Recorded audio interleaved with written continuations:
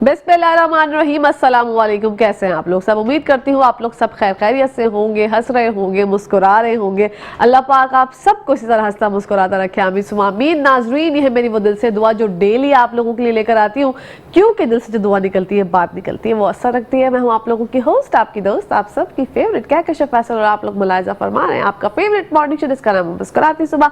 मुस्कुराती सुबह का बाकायदा आगाज करते हैं, और आगाज के साथ ही आप लोगों को एक बहुत अहम बात पर आज पूरे सेगमेंट में डिस्कशन करेंगे। हमारे यहाँ पर ये बड़ा कॉन्सेप्ट है, और ये चीज़ मुझे बहुत अजीब लगती है, कहीं दिल में भी चुभती है कि एक इंसान जो है वो 5 साल बहुत मेहनत करता है, बहुत मेहनत के बाद वो डिग्री हासिल करता है, देन एक शोबा चुनता है जिसको फिजियोथेरेपी कहते हैं, फिजियोथेरेपिस्ट बनता है। देन उसके बाद हमारे माशरे में आप एक्सेप्ट तो कर लेते हैं कि हाँ चलो ठीक है फिजियोथेरेपिस्ट है, ठीक है, हाँ ठीक है, लेकिन उनकी कोई वैल्यू नहीं होती जो एक डॉक्टर की होती है। और आपको पता है कि आप जब फिजियो करवाते हैं तो वो बहुत सी बीमारियों के लिए हमारी जिंदगी आसान कर देती है। हमारे यहाँ जो है फिजियोथेरेपिस्ट को एक्सेप्टेंस तो है, लेकिन हम जाते हुए यही सोचते हैं कि यार छोड़ो, और अजीबो जो गरीब नामों से भी पुकारा जाता है। तो हमारे साथ जो डॉक्टर आज मौजूद हैं उनसे जानेंगे उनकी जर्नी के हवाले से, कब से आगाज किया और कितने फवायद हैं अगर आप फिजियोथेरेपी करवाते हैं। हमारे साथ मौजूद हैं डॉक्टर मुबश्शिरा शाहान। अस्सलाम वालेकुम, कैसी हैं आप? अल्हम्दुलिल्लाह, मैं बिल्कुल ठीक हूँ। आप बताएं कैसी हैं? मैं बिल्कुल ठीक ठाक। सबसे पहले तो हम आपको वेलकम करते हैं मुस्कुराती सुबह में। मुबश्शिरा, जैसे मैंने जिक्र किया कि आप लोग भी बहुत मेहनत करते हैं, जिस तरह तमाम डॉक्टर्स करते हैं, अपने कजन्स की शादियां अवॉइड करते हैं, पढ़ते हैं और बहुत मेहनत के बाद डिग्री हासिल करते हैं। देन उसके बाद हमारे यहाँ पर ये कह दिया जाता है कि फिजियोथेरेपी भाई ये तो मालिश ही है। क्या आपने कभी ये सुना? नहीं, बहुत सुना है ये, है ना? तो ये क्या कॉन्सेप्ट है? एक्सेप्टेंस है तो सही, लेकिन कहीं ना कहीं जो है ना वो इग्नोरेंस भी है। क्या कहेंगे इस बारे में? इस बारे में ये कहना है मुझे कि हमारी जो फील्ड को है वो अभी तक लोगों ने एक्सेप्ट नहीं किया है एज अ डॉक्टर। वो कहते हैं कि ये जो फील्ड है ये एज अ मालिश है, जो काम मालिश वाले कर सकते हैं वो यही करते हैं, मसाज करना। देन उसके बाद जो आपकी हम जिसको ट्रिगर पॉइंट रिलीज करना कहते हैं, वो कहते हैं ये मसाज कर रहे हैं। ओके।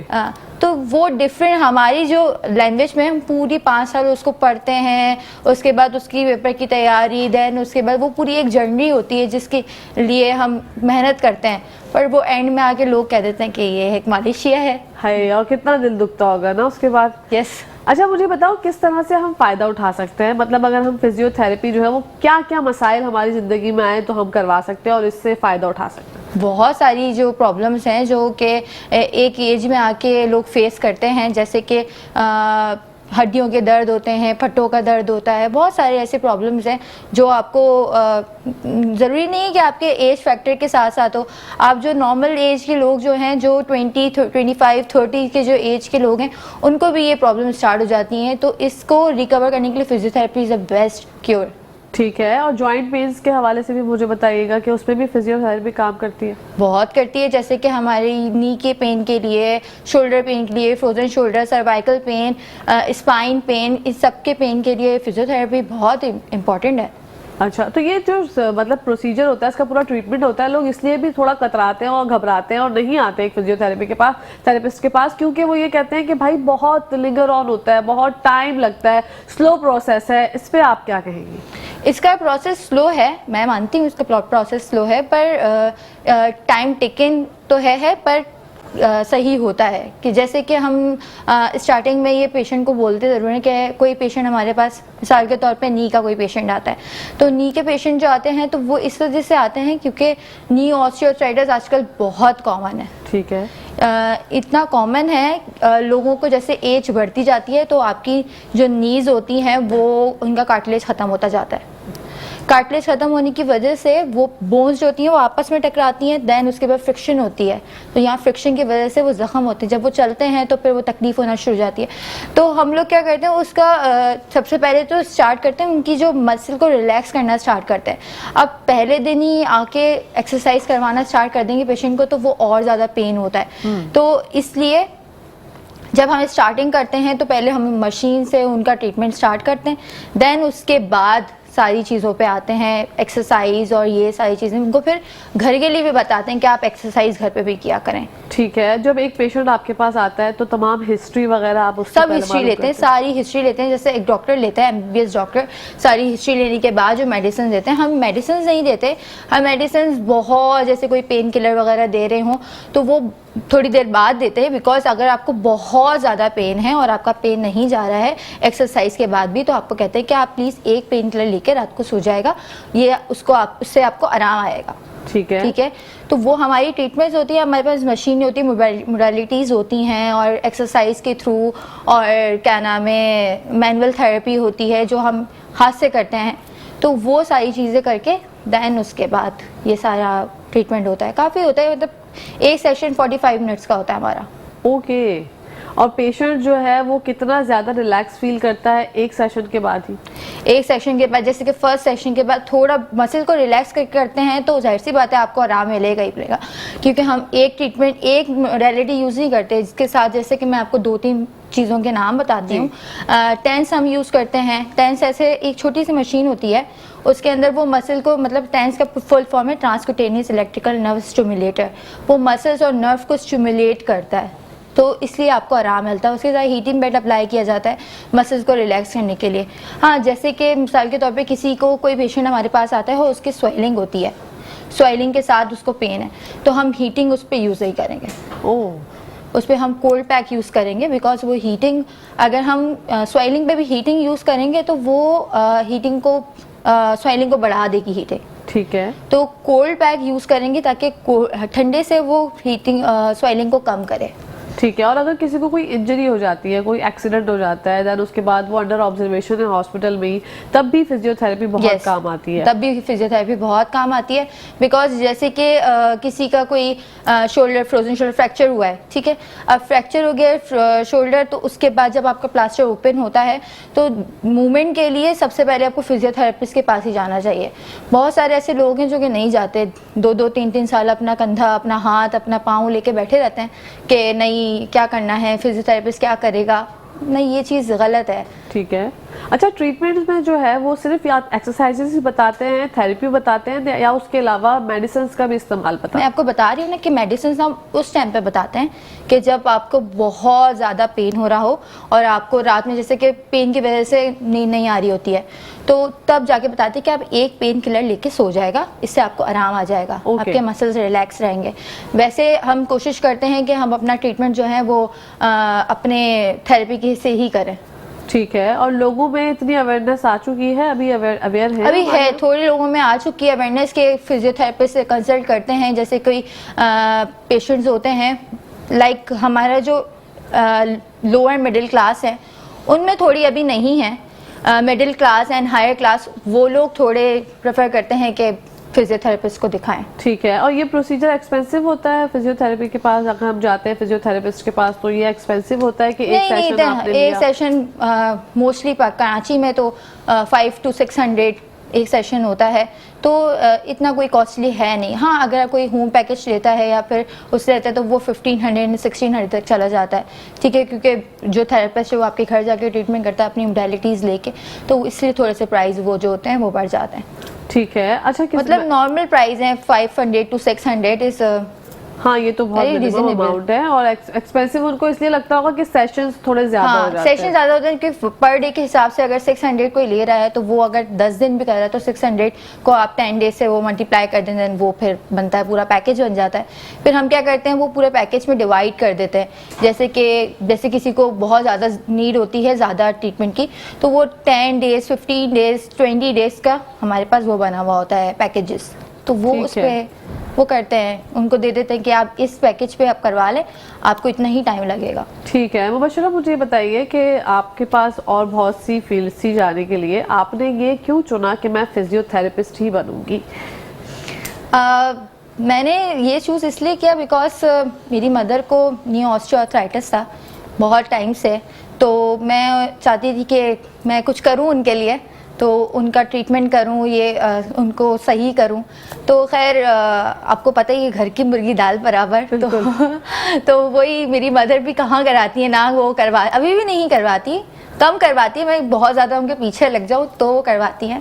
मेरी मदर इन लॉ मुझसे करवाती हैं, मेरे फादर इन लॉ मुझसे करवाते हैं, तो उनको भी फ़ायदा है अल्हम्दुलिल्लाह। अब जाके वो थोड़ा थोड़ा ठीक हो रहे हैं, बेहतर हो रहे हैं, ताकि माइंड खुल रहा है। वरना आपको पता है जो एजेड लोग होते हैं वो कहते हैं कि नहीं ये सब चीज़ें बेकार है, हमें नहीं करवाना है, ये है वो है, तो उनसे जिद करके फिर करना पड़ता है, तो वो करवा लेती है। लेकिन इसके रिजल्ट्स बहुत अच्छे होते हैं, इसके मैंने रिजल्ट खुद अच्छे देखा होते है। हैं। बिकॉज अगर आप किसी को, मैं खुद अपने, अगर मुझे कोई पेन हो रहा है और मैं उसको यूज़ कर रही हूँ, अपनी मुझे नेक की प्रॉब्लम होती है कभी कभी, क्योंकि आप बैठ के काम कर रहे होते हो तो वो आपको सर्वाइकल होना स्टार्ट हो जाता है। तो आप सर्वाइकल में ज़्यादातर चीज़ें ये बहुत इंपॉर्टेंट है कि आप थेरेपी करवाओ। ठीक है, क्योंकि मसल स्टिफ होता है नेक का, तो आपके पूरा बैक टाइप वो होता है, पेन करता है, नेक से पूरे बैक पे आती है पेन। तो इस वजह से ना आपको चाहिए कि आप ज़रूर करवाएं थेरेपी। ठीक है। सर्वाइकल के लिए भी लोग जब आते हैं आपके पास तो उसका तरीकेकार क्या होता है? कुछ प्रेशर पॉइंट्स होते हैं, कुछ ट्रिगर पॉइंट्स होता है जिसको आप पुश करके उनको रिलैक्स कर देते हैं? ट्रिगर पॉइंट्स तो ऐसा होता है कि हमारी बॉडी में मसल्स के ऊपर एक ट्रिगर बन जाता है, ठीक तो है। उसको तो हम रिलीज करते हैं।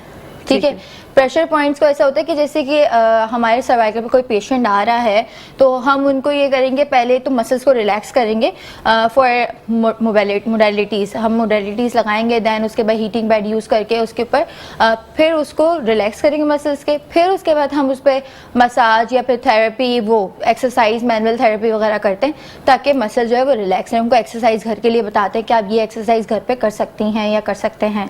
ठीक है। अच्छा, मुझे ये बताइए मुबशरा कि बहुत सारे लोग जो है वो YouTube के थ्रू भी जो है वो एक्सरसाइजेस करते हैं या कोई फिजियो बता रहे होते हैं, तो वो करके जो है वो अब बड़े मजे से कर रहे होते हैं, जब उन्हें पता नहीं होता कि हमारे साथ आगे क्या होने वाला है, क्योंकि वो उल्टी फुल्टी गलत सलत भी कर लेते हैं। तो आपके पास ऐसे पेशेंट्स आते हैं रोजमर्रा? बहुत आते हैं ऐसे पेशेंट्स आते हैं कि अभी रिसेंटली ही बात है कि मैं एक पेशेंट आई थी, वो YouTube से देख के आई थी कि उन्होंने कोई एक्सरसाइज की थी, तो इस वजह से उनके लेफ्ट में पेन पहले था, तो उन्होंने एक्सरसाइज YouTube पे देख के की थी, देन उसके बाद वो एक्सरसाइज करने की वजह से उनके राइट पे भी पेन स्टार्ट हो गया था।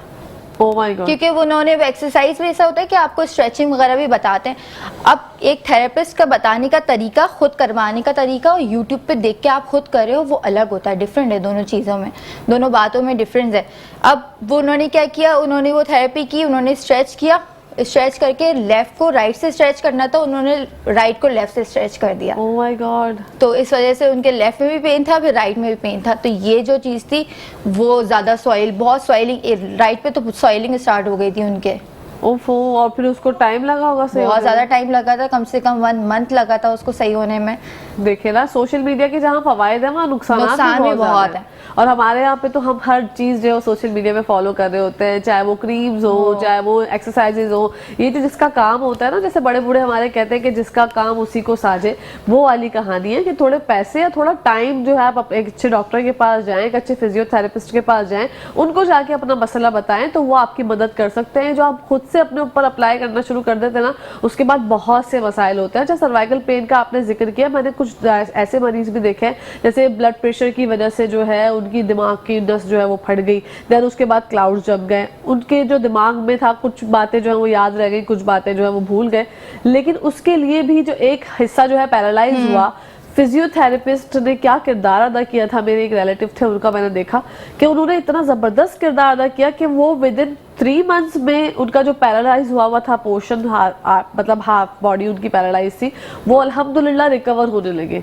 तो इस तरह की भी, मतलब आप लोग इस तरह भी जो है वो काम करते हैं, इस तरह भी चीज़ें जो है वो बेहतर कर देते हैं? ये हमारे पास पैरालाइज पेशेंट आते हैं, जो कि अभी मेरे पास रिसेंटली एक पेशेंट आई थी, वो पैरालाइज थी 2.5 ईयर्स से, 2.5 साल उनको हो गए बेड पे। तो मुझे उनको ट्रीटमेंट करने में काफ़ी टाइम लगा है, मतलब 6 मंथ लगे। तो मतलब माशाल्लाह से अब वो ये कि वो वॉकर पकड़ के चल सकती हैं। तो जैसे पहले वो बिल्कुल नहीं चल सकती थी, हाँ। तो अब वो वॉकर पकड़ के चल सकती हैं माशाल्लाह। माशाल्लाह। तो इस वजह से ये चीज़ जो है ना, इसमें टाइम टेकिंग है पर फ़ायदा करती है। ठीक है। और मसल्स पुल जो हो जाते हैं, मसल पुल हो गया, उसको भी मसल पुल को, जैसे हमारे मसल पुल हो जाते हैं, कोई काम कर रहे हैं, गलत स्टेप पड़ गया तो आपके मसल पुल हो जाता है, तो उसके लिए भी ट्रीटमेंट है, थेरेपी है। उसके लिए आप थेरेपिस्ट के पास जाएं, उसमें इतना टाइम नहीं लगता है, कम से कम 3 से 4 दिन होते हैं, वो ठीक हो जाता है। इतना ज़्यादा टाइम नहीं लगता है, मसल पुल होने में ज़्यादा टाइम नहीं लगता है। सही है, मतलब ये जो चीजें हैं, फ्रोजन शोल्डर हो गया, सर्वाइकल, फ्रोजन शोल्डर में भी इतना ही टाइम लगता है? फ्रोजन शोल्डर में काफ़ी टाइम लगता है, क्योंकि फ्रोजन शोल्डर ऐसा है कि एक तो अपना टाइम लेके हो जाता है पूरा।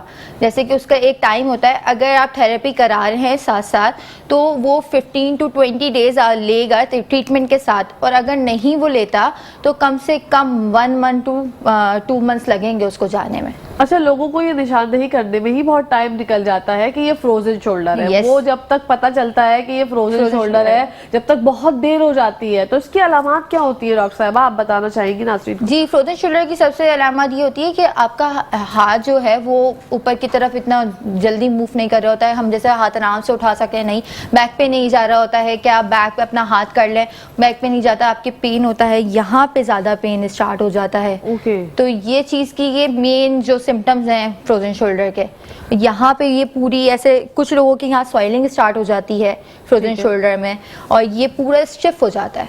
ठीक है, हम यहाँ बात कंटिन्यू करते हैं। यहाँ पे टाइम हो गया ब्रेक का। नाज़रीन, आप लोगों ने कहीं जाना नहीं, देखते रहिए मुस्कुराते सुबह।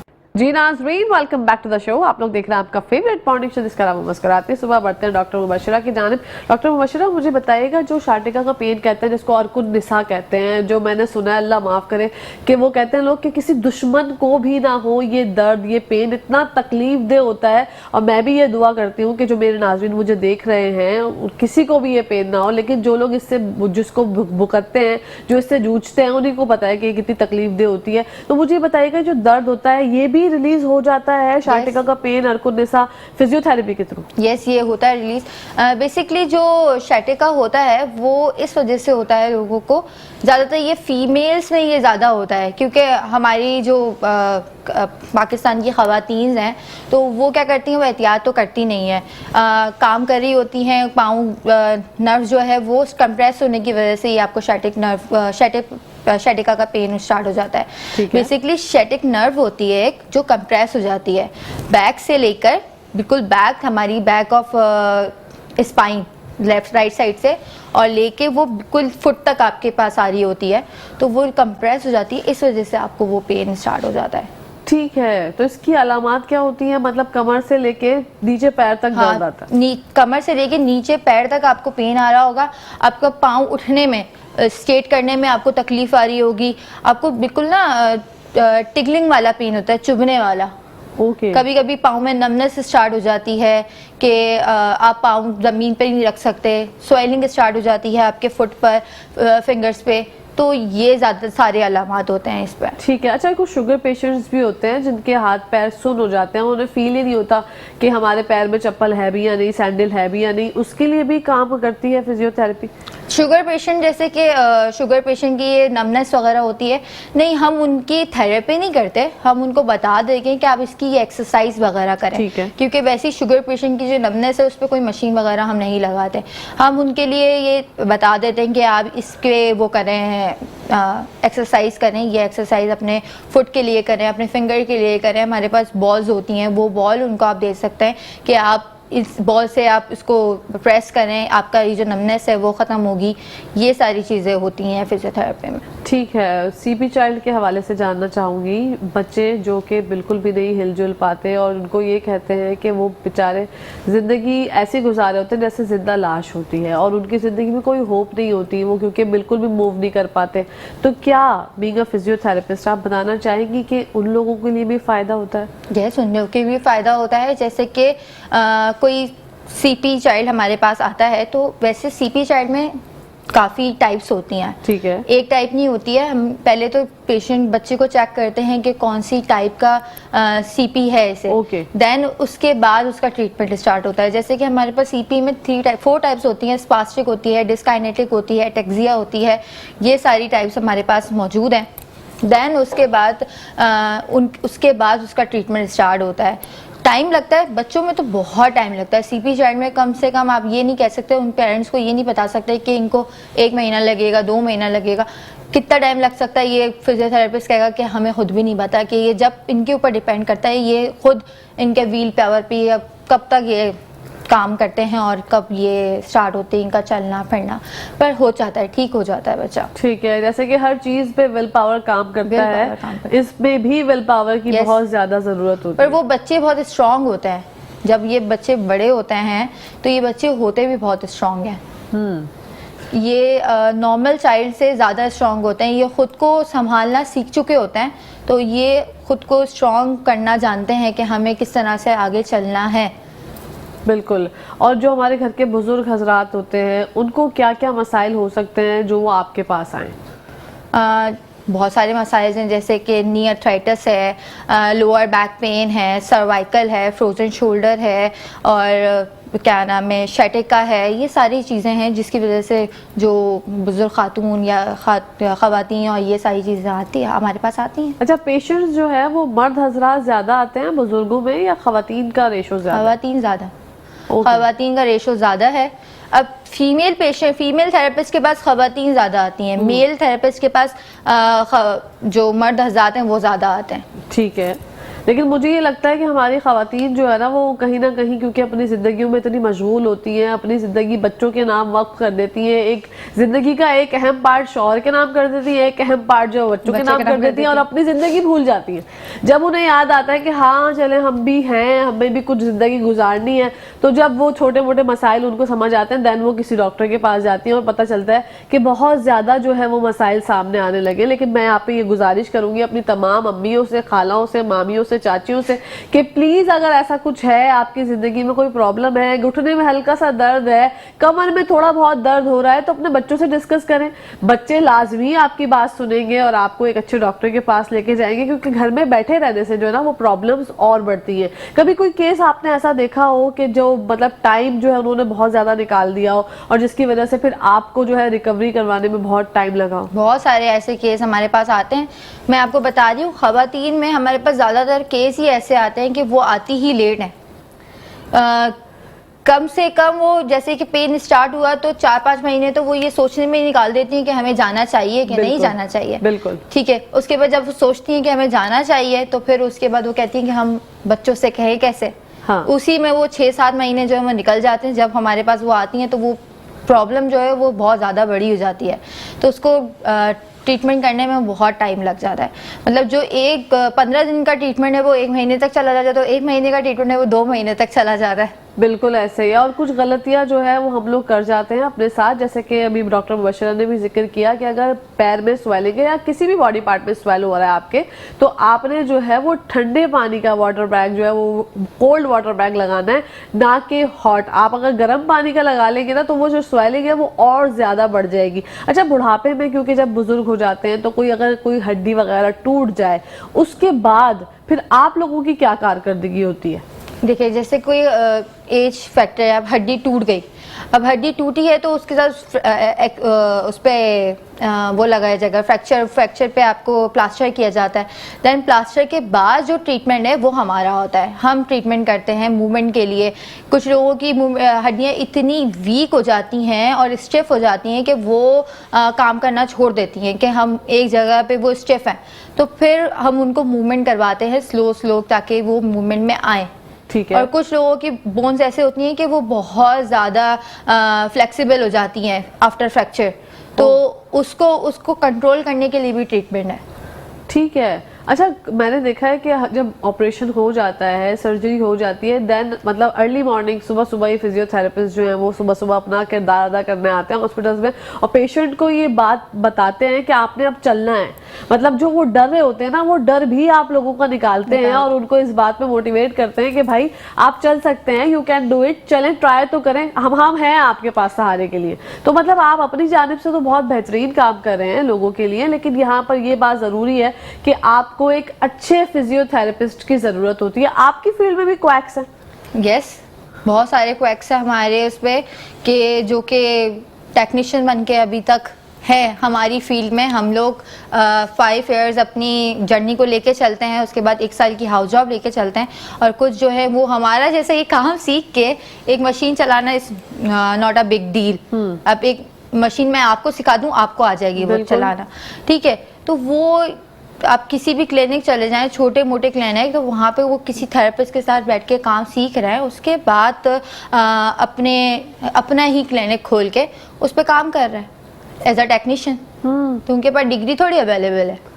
तो ये किस तरह से फिर हम लोग जाने, मतलब एक आम जो शहरी है, एक आम पेशेंट है, वो बेचारा अपनी तकलीफ में, दर्द में इतना जूझ रहा है और वो बेचारा ढूंढ रहा है अच्छा फिजियोथेरेपिस्ट, और वो चला गया अगर किसी क्वैक के पास, तो उसके साथ फिर क्या क्या हो सकता है? हाँ, हड्डियों ये तो का है। और चीजों का तो उसकी भुरकस ही निकल जाएगा। तो ऐसा है ना कि किसी एक अच्छे इदारे से आप कंसल्ट करें, हाँ। जहाँ पे एक डॉक्टर को ही हायर किया जाता है। अभी भी पाकिस्तान में बहुत सारे ऐसे, कराची में बहुत सारे बड़े इदारे हैं जहाँ पे सिर्फ और सिर्फ डॉक्टर्स को हायर किया जाता है। कि बहुत सारी जगहों पे, हमारे जैसे मैं जॉब करती थी ईसा में, तो वहाँ पे सिर्फ डॉक्टर्स को ही हायर किया जाता है फिजियोथेरेपिस्ट एज ए, जो 5 साल की डिग्री, वो अपने अंडर ग्रेजुएट स्टूडेंट्स को भी हायर नहीं करते। ओके। ठीक है, वो रोटेशंस के लिए बुलाते ज़रूर हैं बट हायर नहीं करते।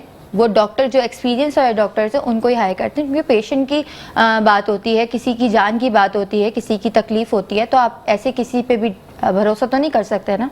सो इसलिए वो आप बड़े बड़े जहाँ पे बहुत सारी जगहें हैं, एसोसिएशंस हैं, वहाँ पे आप जाएं, वहाँ पे आप देखें, वहाँ पे डॉक्टर्स अवेलेबल है, फिजियोथेरेपिस्ट अवेलेबल है। मतलब वहाँ पे क्वैक्स का होना नामुमकिन है। नामुमकिन है। तो ये आपने बहुत अच्छा जिक्र किया कि आप इस जगह ऐसे इंस्टीट्यूट्स में चले जाएं, ऐसे हॉस्पिटल्स में चले जाएं, ऐसी कंपनीज के पास चले जाएं, वहाँ पर जाके आपको शक व शुबात की गुंजाइश बचती नहीं है। जैसे मैंने जिक्र किया था अभी सर्जरी का, कि सर्जरी के बाद आपने एक्सरसाइज कराई, अगर पेशेंट ने मना कर दिया, जो कि हमारे यहाँ पर बहुत ज्यादा होता है, कि अभी अभी तो हमारा ऑपरेशन हुआ है और आप अभी अभी आ गई हैं हमें बताने के लिए कि चले भाई चले, तो यहाँ पे गुस्सा भी करते हैं ना लोग। मतलब आपको तो नहीं पता कि पेशेंट जो है वो मतलब उनको गुस्सा इतना ज्यादा आ जाता है। बीइंग अ पाकिस्तानी, हम लोगों को सही बात पे नहीं आता, गलत बात पे आ जाता है ना। हमारा यही जुमला होता है कि भाई गलत बात हमसे बर्दाश्त नहीं होती। हालांकि वो आप तो उनकी मतलब एक अच्छी चीज के लिए ही जाते हैं उनके पास। तो अगर उन्होंने मतलब नहीं कराई थेरेपी, तो क्या क्या नुकसान हो सकते हैं? देखिए, जैसे किसी का एक्सीडेंट होता है और वो नहीं करवाते थेरेपी। अब मेरे पास एक अंकल आते थे, तो उनका एक्सीडेंट हुआ था, और क्रोनिक, जैसे मैंने आपको पहले बताया, हम बाद में ही करते हैं जब उनको बोलते हैं इनका ट्रीटमेंट वगैरह कंप्लीट हो जाता है कि आपका टाइम है कि आप चलें। तो मेरे पास जो अंकल आते थे वो उल्टा मुझे डांटते थे कि नहीं, अभी तो बहुत टाइम है, अभी तो मेरा एक्सीडेंट हुआ था, अभी तो मैं ऐसे नहीं। मैंने कहा अंकल 2 महीने हो चुके हैं आपके एक्सीडेंट को, आपको अब चलना चाहिए। नहीं बेटा, अभी मुझे नहीं चलना चाहिए, अभी मुझे आराम करना चाहिए। मतलब वो ऐसे करते करते आपको समझाने भी उनको कम से कम 4-5 दिन तो उनको समझाने में निकल जाता है कि अंकल नहीं, अभी आपका टाइम हो चुका है, आप चलें। अभी आप चलेंगे नहीं तो फिर आप बेड पे ही लेटे रहेंगे। तो इस टाइम में भी हमें बहुत ज़्यादा मेहनत करनी पड़ती है, बहुत ज़्यादा बहस करनी पड़ती है पेशेंट से।